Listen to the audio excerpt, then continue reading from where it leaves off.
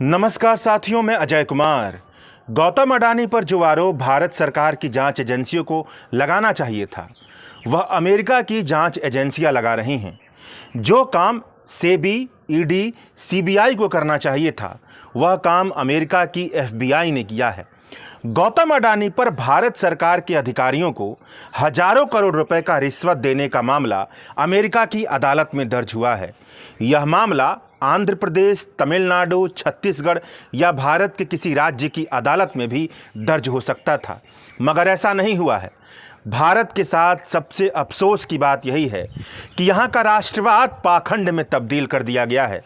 भारत का राजनीतिक प्रतिष्ठान और भारत सरकार की जांच एजेंसियां जो संविधान और राष्ट्र के प्रति शपथ लेती हैं, वह हकीकत में किसी पार्टी और नेता के लिए काम करते हुए दिखाई देती हैं।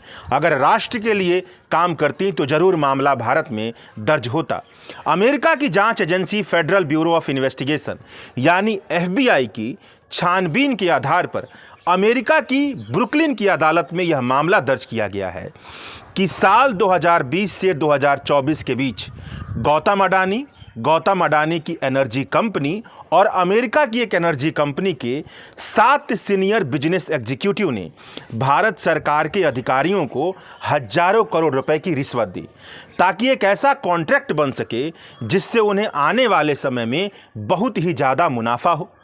क्योंकि कॉन्ट्रैक्ट करने के लिए रिश्वत दिया गया है और रिश्वत के आधार पर कॉन्ट्रैक्ट किया गया है। इसका मतलब यह है कि गौतम अडानी की एनर्जी कंपनी और अमेरिका की एनर्जी कंपनी साथ में मिलकर के जो बिजनेस सोलर पावर का करेंगी, वह बिजनेस फ्रॉड के आधार पर खड़ा किया गया बिजनेस है। मतलब गौतम अडानी की एनर्जी कंपनी और अमेरिका की एनर्जी कंपनी ने इंटरनेशनल फाइनेंशियल रेगुलेशन इंस्टीट्यूशन के सामने अपनी कंपनी के संबंध में अमेरिकी निवेशकों से इन्वेस्टमेंट करवाने के लिए अपनी कंपनी के संबंध में गलत जानकारी पेश की है। यह अमेरिका के भ्रष्टाचार के कानून के अंतर्गत क्रिमिनल अपराध की श्रेणी में आता है और यही मामला दर्ज हुआ है। रिश्वत देने का मामला पूरा क्या है?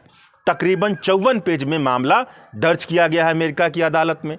तो जो अमेरिका की अदालत में मामला दर्ज किया गया है, उसी अगर आप आसान भाषा में समझें और उसके निचोड़ को जानना चाहें, तो बात यह है कि solar energy corporation of India Bharat सरकार की एक कंपनी है, जिसका मकसद है कि भारत में रिन्यूएबल एनर्जी के इस्तेमाल को बढ़ाया जाए। दिसंबर 2019 और जुलाई 2020 के बीच गौतम अडानी की एनर्जी कंपनी और अमेरिका की एनर्जी कंपनी, जिन पर अमेरिका की अदालत में मामला दर्ज किया गया है, उन्होंने solar energy corporation of India द्वारा प्रस्तावित एक मैन्युफैक्चरिंग लिंक्ड सोलर टेंडर को जीत लिया। गौतम अडानी की कंपनी और अमेरिका की कंपनी को लेटर ऑफ अवार्ड भी जारी कर दिया गया। यहां समझने वाली बात यह है कि केवल लेटर ऑफ अवार्ड जारी किया गया है, मगर एग्रीमेंट नहीं हुआ है, कॉन्ट्रैक्ट नहीं हुआ है, करार नहीं हुआ है। जिस मैन्युफैक्चरिंग लिंक्ड सोलर प्रोजेक्ट के लिए लेटर ऑफ अवार्ड जारी किया गया था, वह दुनिया का तब तक सबसे बड़ा सोलर प्रोजेक्ट था। गौतम अडानी की एनर्जी कंपनी और अमेरिका की एनर्जी कंपनी की सोलर प्रोडक्शन की उत्पादन क्षमता से तकरीबन 2 गुना से ज़्यादा था। अमेरिका की कंपनी ने अनुमान लगाया था कि अगले 20 साल में इस प्रोजेक्ट से टैक्स देने के बाद भी कम से कम तकरीबन $2 बिलियन से ज़्यादा का प्रॉफिट हो सकता है। प्रॉफिट आफ्टर टैक्स यानी भारतीय रुपए में कहा जाए तो कम से कम 16,800 करोड़ रुपए से ज़्यादा का मुनाफा। जिस फिक्स्ड रेट के आधार पर solar energy corporation of India और गौतम अडानी की कंपनी के साथ अमेरिका की कंपनी ने सोलर प्रोजेक्ट के लिए लेटर ऑफ अवार्ड जीता था, उस फिक्स रेट के आधार पर सोलर पावर का पावर सेल एग्रीमेंट बनाने पर भारत सरकार में ऐसा कोई राज्य नहीं था जो सोलर पावर खरीदने के लिए तैयार हो। कहने का मतलब यह है कि अडानी और अमेरिका की कंपनी जिस रेट के आधार पर अगले 20 सालों में हजारों करोड़ रुपए का मुनाफा देख रही थी, उस रेट के आधार पर भारत की कोई भी राज्य सरकार सोलर पावर खरीदने को तैयार नहीं थी। मतलब solar energy corporation of India की तरफ से गौतम अडानी की कंपनी और अमेरिका की कंपनी के लिए जारी किया गया letter of awards power purchase agreement में तब्दील नहीं हो पा रहा था। एक लाइन में इन सारी जटिलताओं को आप ऐसे समझिए कि गौतम अडानी और अमेरिका की कंपनी की बहुत महंगी दर पर सोलर बिजली खरीदने के लिए कोई भी खरीदार तैयार नहीं हो रहा था, कोई भी राज्य सरकार तैयार नहीं हो रही। अब यहीं पर गौतम अडानी के भतीजे सागर अडानी और विनीत जैन, जो अडानी ग्रुप की एनर्जी कंपनी में बड़े पदों पर नियुक्त थे, और अमेरिका के कंपनी के सीईओ रणजीत गुप्ता, यह सब मिलकर के एक दूसरे से वादा करते हैं और प्लान बनाते हैं कि वह भारत सरकार के किसी ऊंचे अधिकारी को रिश्वत देंगे, ब्राइब देंगे, घूस देंगे, ताकि कोई राज्य सरकार solar energy corporation of India के साथ पावर सेल एग्रीमेंट कर ले, ताकि उनके सोलर पावर को कोई खरीदार मिल जाए। यानी वह तरीका अपनाते हैं जिस तरीके को अपनाने का आरोप नरेंद्र मोदी और गौतम अडानी के राजनीतिक और कारोबारी साम्राज्य पर हमेशा लगता रहता है, रिश्वतखोरी का तरीका।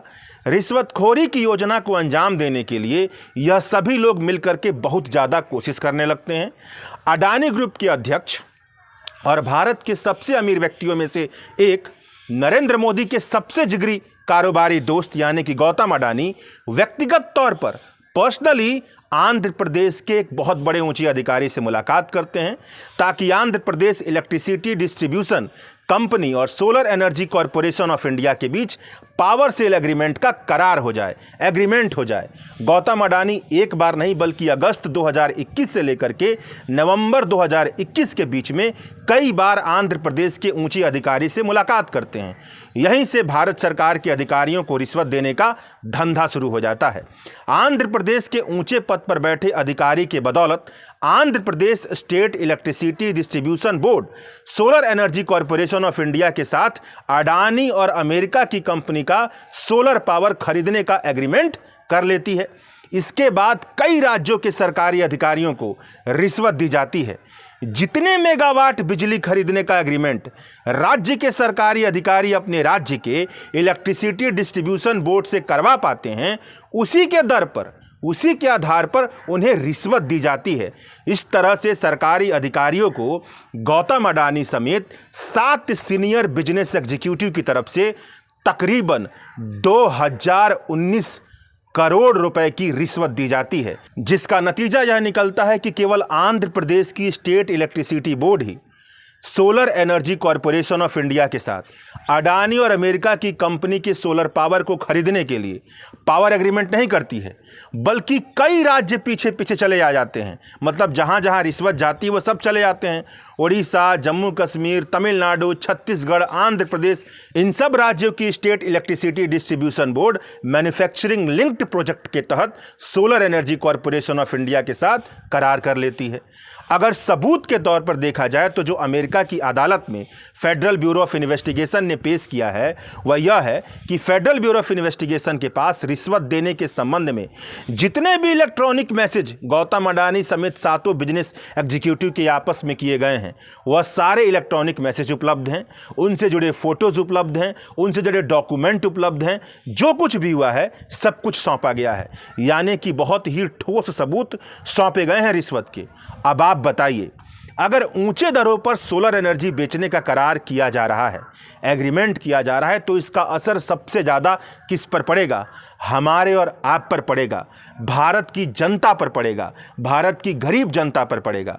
कारोबारी इस तरह का कारोबार ना करें जिससे जनता को ही लूट लिया जाए।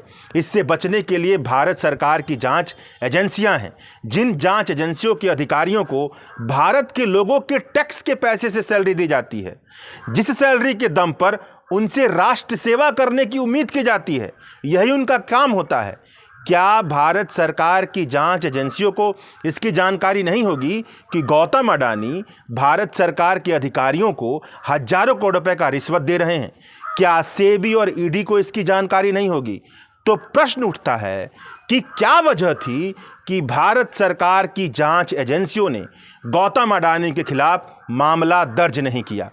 क्या वजह थी कि भ्रष्टाचार और अपराध का जो मामला गौतम अडानी सहित 7 कारोबारियों पर अमेरिका में दर्ज हुआ है वह भारत में दर्ज नहीं हुआ? इस सवाल पर नागरिक होने के नाते आप जरूर सोचिएगा। शुक्रिया। द वायर के और वीडियोस देखने के लिए सब्सक्राइब करें और बेल आइकन पर क्लिक करें। स्वतंत्र पत्रकारिता की आर्थिक मदद करने के लिए डिस्क्रिप्शन में दिए गए लिंक पर जाएं और अपनी राशि चुनें।